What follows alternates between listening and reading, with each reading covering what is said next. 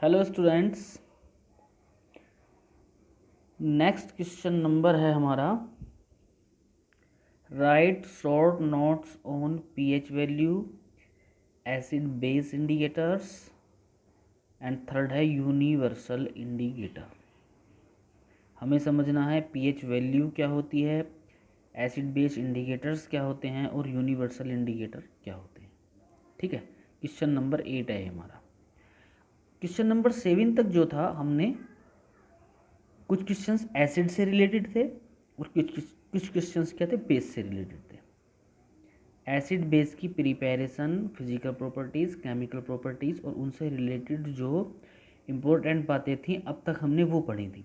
अब क्या है, इन दोनों से रिलेटेड जो टॉपिक है पीएच वैल्यू उसके बारे में है, इंडिकेटर्स के बारे में है। ठीक है, तो नेक्स्ट जो आज का जो हमारा टॉपिक बनता है जो बहुत इंपॉर्टेंट है वो है पीएच वैल्यू। ये पीएच वैल्यू क्या है आपको ये समझना है। देखिए, पीएच वैल्यू इसको आप ऐसा समझ सकते हो, ये कोई भी एसिड हो और कोई भी बेस हो, उनको उनकी स्ट्रेंथ नापने का एक पैरामीटर है। किसकी टर्म्स में? हाइड्रोजन आयन कंसंट्रेशन की टर्म्स में। पी का मतलब यहाँ आप समझ लो पावर, पोटेंज, जर्मन का वर्ड है पोटेंज, जिसका मतलब होता है पावर। और एच का मतलब है यहाँ एच प्लस आयन कंसंट्रेशन या H3O plus ion concentration, hydrogen ion concentration या हाइड्रोनियम आयन कंसंट्रेशन। मतलब किसी सॉल्यूशन में कितने हाइड्रोजन आयन हैं या कितने हाइड्रोनियम आयन हैं, सिंपली हाइड्रोजन आयन से ही रिप्रेजेंट करेंगे हम। ये जो चिन्ह है ये है कंसंट्रेशन का,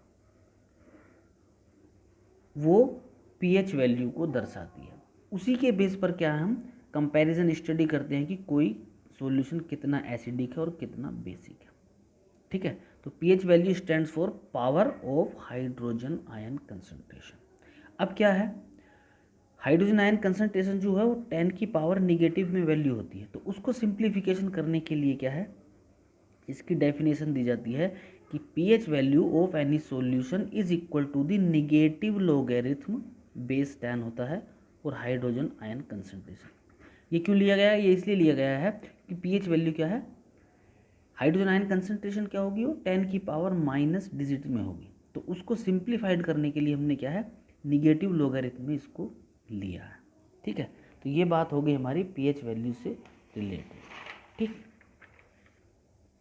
तो क्या है pH value? The pH value of a solution is defined as the negative logarithm of the hydrogen ion और hydronium ion concentration present in the solution. Main चीज़ क्या हो गई, निगेटिव लॉगरिथम। लॉग पर बेस कितना है 10, तो पीएच मतलब माइनस लॉग 10H प्लस।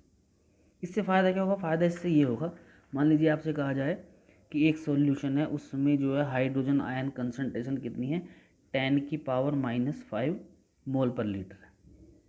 तो जब ये किसकी होगी, हाइड्रोजन आयन कंसंट्रेशन, तो पीएच वैल्यू क्या है, सरल में निकालने के लिए हम क्या रखेंगे, इसमें वैल्यू रखेंगे तो क्या हो जाएगा, पीएच माइनस लोग 10, हाइड्रोजन आयन कंसंट्रेशन कितनी है, 10 की पावर माइनस 5। ठीक है, 10 की पावर माइनस 5 इधर आएगा, माइनस माइनस प्लस हो जाएगा, तो प्लस 5 लोग 10 बेस 10, और लोग 10 बेस 10 की वैल्यू होती है 1, तो पीएच अब इजिकल टू क्या आ गया हमारा, 5 आ गया। इसी तरीके से पीएच इजिकल टू 4 आ सकता है, फिर 6 आ सकता है, 7 आ सकता है। ठीक है, इस हिसाब से। तो पीएच मतलब negative logarithm of hydrogen ion concentration. अब इसी बेस पर क्या है, इन्हीं वैल्यूज़ के बेस पर पीएच स्केल बनाया गया फिर। ठीक है, पीएच स्केल जिसके माध्यम से हम किन्हीं भी सॉल्यूशंस की क्या है, एसिडिटी और बेसिसिटी निकाल सकते हैं। पीएच स्केल में क्या है, ध्यान रखना है, पीएच स्केल में 0 से लेके 14 तक की क्या है, डिजिट्स होती हैं, 1 2 3 4 5 6 7 8 9 10, और ये इस तरीके से 14 हो जाएंगी, 1 2 3 4 5। इसको आप यहाँ देख लो, यहाँ अच्छे से समझ में जाएगा आपको। 0 से लेके 14 तक क्या है, डिजिट होंगी इसमें पीएच स्केल में। अब इसमें क्या है समझ लो आप इसको, ये क्या है, हाइड्रोजन आयन कंसंट्रेशन के हिसाब से इसको बनाया गया है, मतलब पीएच वैल्यू के हिसाब से बनाया गया है। भाई हाइड्रोजन आयन कंसंट्रेशन की वैल्यू ही क्या है, एक तरीके से पीएच वैल्यू है। अब उसके बेस पर क्या है, ये पीएच स्केल से हमको बहुत फ़ायदा है। क्या फ़ायदा है उसको समझ लो आप। अगर पीएच वैल्यू 7 है, ठीक है, इसको आगे भी क्या है न्यूमेरिकल्स कराएंगे तब समझाएंगे आपको क्लास में।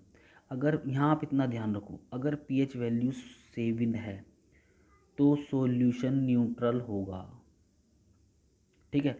और अगर 7 से कम है तो एसिडिक होगा, और 7 से 14 तक है तो बेसिक होगा। अगर पीएच वैल्यू 7 से कम है तो एसिडिक नेचर का होगा, और 7 से ज़्यादा है 14 तक तो बेसिक नेचर का होगा। 7 से जैसे जैसे कम होता जाएगा एसिडिटी बढ़ती रहेगी, एसिडिक नेचर क्या है, बढ़ती रहेगी, ठीक है। और इधर को क्या है, बेसिक नेचर बढ़ेगी। हाइड्रोजन आयन कंसंट्रेशन इसका उल्टा होता है। तो इस स्केल के माध्यम से हम आसानी से ये बता सकते हैं कि कोई सॉल्यूशन एसिडिक है या बेसिक है या न्यूट्रल है, कितना एसिडिक है। जैसे आपसे कहा जाए एक सॉल्यूशन है जिसकी पीएच वैल्यू जो है 4 है, तो आप तुरंत स्केल में देखो 4 कहाँ आ रहा है, इधर आ रहा है, तो ये एसिडिक नेचर का होगा। आपसे कहा जाए पीएच वैल्यू अगर 11 है तो सॉल्यूशन एसिडिक होगा या बेसिक, जाहिर सी बात है बेसिक होगा। और 7 से 14 में जितना ज़्यादा होगा उतना बेसिक होगा, और 0 से 7 में पीएच वैल्यू जितनी कम होगी उतना ज़्यादा एसिडिक होगा। तो कहने का मतलब ये है कि अगर आप इस स्केल को ध्यान में रखोगे तो आप ये बता सकते हो कि कौन सा सॉल्यूशन एसिडिक है, कौन सा बेसिक है, और कितना एसिडिक है और कितना बेसिक है। और सिंपल रूप में pH is equal to 7 then solution is neutral, pH is more than 7 then solution is basic, and pH is less than 7 solution is acidic.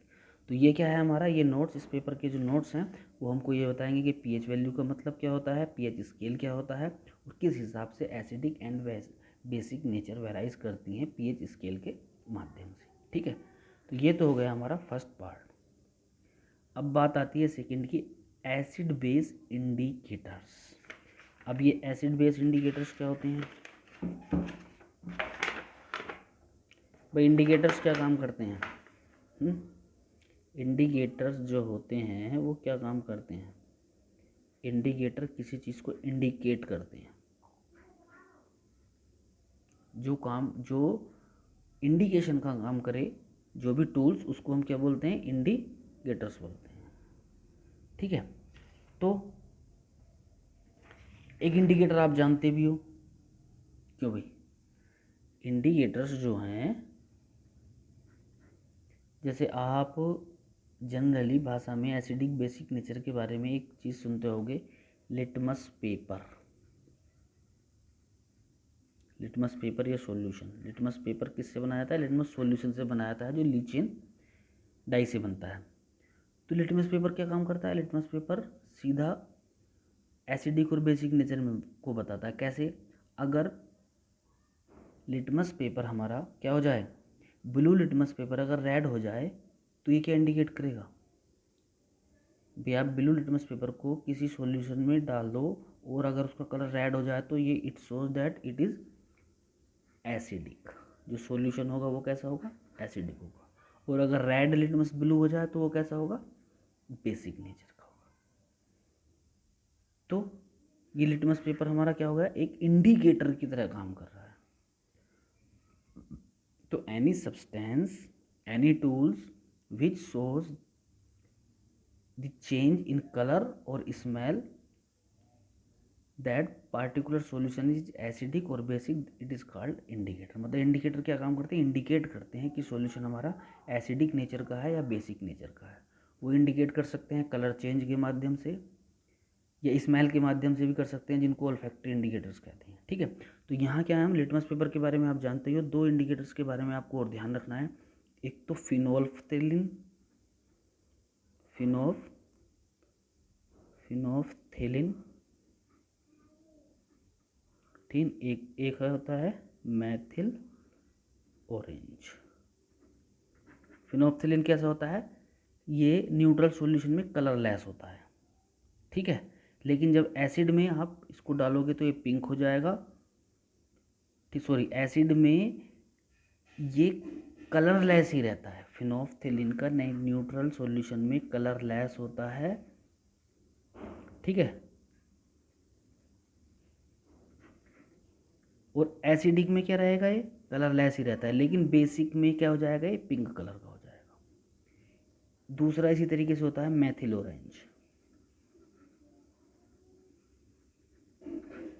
Maithil orange क्या होता है ये, हाँ एक चीज़, फिनोल्फ्थेलिन और मैथिल ऑरेंज क्या है, डाई है, डाई, सिंथेटिक डाई है। लिटमस पेपर जो है, जो कि लिचेन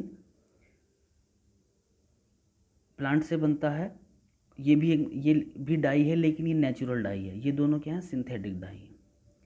ये एसिडिक मीडियम में ब्लू से रेड हो जाता है, बेसिक में रेड से ब्लू हो जाता है। ये इसका जो न्यूट्रल कलर होता है न्यूट्रल सॉल्यूशन में, वो कलरलेस होता है, एसिडिक में भी कलरलेस रहता है, और बेसिक में ये पिंक हो जाता है। मैथिल ऑरेंज क्या है, ये भी सिंथेटिक डाई है, इसका कलर ऑरेंज होता है न्यूट्रल सॉल्यूशन में, ठीक है। एसिड में इसका रेड हो जाएगा और बेस में येलो हो जाएगा। ये सब चीज़ें आपको क्या है, सिस्टेमेटिकली यहाँ दिख जाएंगी। The chemical substances used to indicate the presence of an acid or a base are called acid base indicators, ठीक है। लिटमस सॉल्यूशन होगा, इसके बारे में आपको बता दिया कि ये क्या है, एसिड में रेड हो जाएगा और बेस में रेड से ब्लू हो जाएगा, ठीक है। फिनोल्फ्थेलिन क्या है, ये सिंथेटिक डाई है, न्यूट्रल सॉल्यूशन में कलरलेस होता है, एसिडिक सॉल्यूशन में भी ये कलरलेस रहता है, लेकिन बेसिक सॉल्यूशन में पिंक कलर देता है। मैथिल ऑरेंज क्या है, ये भी सिंथेटिक डाई है, ये न्यूट्रल सॉल्यूशन में ऑरेंज रहता है, एसिडिक मीडियम में ये क्या है, रेड कलर देगा, लेकिन येलो कलर देगा बेसिडिक मीडियम में, ठीक है। ये हो गया। अब लास्ट टॉपिक जो हमारा बचता है, यूनिवर्सल इंडिकेटर। यूनिवर्सल इंडिकेटर कौन से होते हैं, universal indicator, an universal indicator is a mixture of several dyes which gives different colors of different pH values in the entire range of pH scale। Universal indicator वो indicators होते हैं जो mixture होते हैं बहुत सारी डाइज का, ठीक है, और ये डिफरेंट पीएच वैल्यूज़ में डिफरेंट कलर देंगे।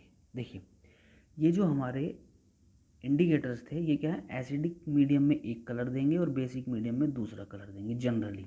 यूनिवर्सल इंडिकेटर्स क्या है, ये पीएच वैल्यू के बेस पर क्या है, अपना कलर चेंज करता है। जैसे बहुत से सब्सटेंस हैं, एक होता है पीएच पेपर। पीएच पेपर क्या काम करेगा, वो वैल्यू के हिसाब से अपना क्या है, कलर चेंज करता रहेगा। 3 पर क्या है, इसकी कलर में और वेरिएशन होंगे, 5 पर अलग वेरिएशन होंगे, 9 पर अलग वेरिएशन होंगे। तो universal indicator is the indicator which indicates at different pH values by its color change, for example pH paper, ठीक है। तो आज के जो हमारे टॉपिक हो गए वो कौन कौन से हो गए, ये टॉपिक हो गए हमारे क्वेश्चन 8 से रिलेटेड। क्वेश्चन 8 क्या है हमारा, क्वेश्चन 8 ये पूछता है पीएच वैल्यू क्या है, पीएच वैल्यू क्या है, निगेटिव लोगारिथम और हाइड्रोजन आयन कंसंट्रेशन, और एसिड बेस इंडिकेटर्स के बारे में है, और यूनिवर्सल इंडिकेटर्स के बारे में, ठीक है। तो आज के हमारे 3 टॉपिक पीएच वैल्यू और एसिड बेस इंडिकेटर्स और यूनिवर्सल इंडिकेटर्स के बारे में था, ठीक है। इनको क्या है, आप नोट्स मेंशन कर लेना। नेक्स्ट टर्न पर जो हम टॉपिक लेंगे वो टॉपिक लेंगे what is the importance of pH in our daily life. ये तो पीएच का क्या था, एक तरीके से पीएच वैल्यू जो हमने पढ़ी थी एक तरीके से मैथमेटिकल एक्सप्रेशन था हाइड्रोजन आयन कंसंट्रेशन का।